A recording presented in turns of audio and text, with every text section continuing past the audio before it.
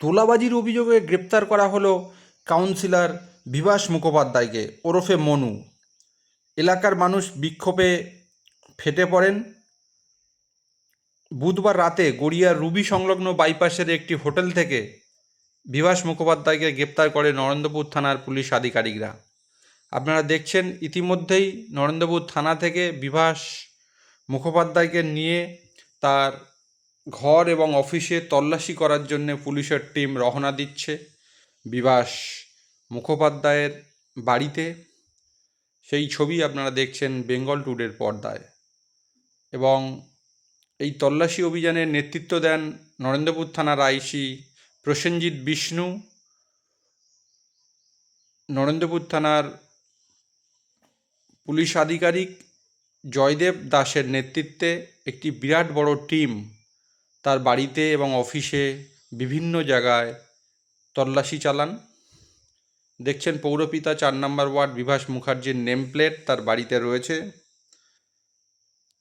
বিভাস মুখোপাধ্যায়কে নিয়ে যাওয়া হচ্ছে তার বাড়িতে তল্লাশির জন্যে, সেই ছবি দেখাচ্ছি।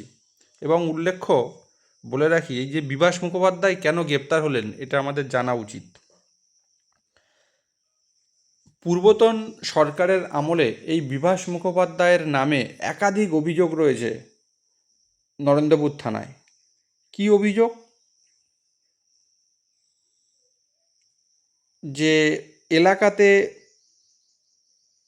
বিভিন্ন ধরনের টাকা তোলার অভিযোগ রয়েছে, এবং সেই অভিযোগ কি যে জোর করে ঘর বা যে কোনো কিছু স্যাংশন করতে গেলেই তাকে একটা মোটা অঙ্কের টাকা দিতে হতো, যেটা বেআইনি। সেই অভিযোগই নরেন্দ্রপুর থানায় করা হয়েছে। সেই অভিযোগের তদন্ত করতে গিয়ে পুলিশ দেখে যে ঘটনাটি সত্যি, তারপরেই উপযুক্ত প্রমাণসহ বিভাস মুখোপাধ্যায়কে গ্রেপ্তার করে নরেন্দ্রপুর থানার পুলিশ আধিকারিকরা। সরকার বদলের পর রাজপুর সোনারপুর পৌরসভার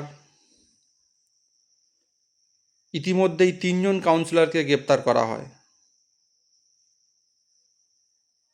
একই রাতে গ্রেপ্তার করা হয়েছে বিভাস মুখোপাধ্যায়ের ঘনিষ্ঠ সহযোগী।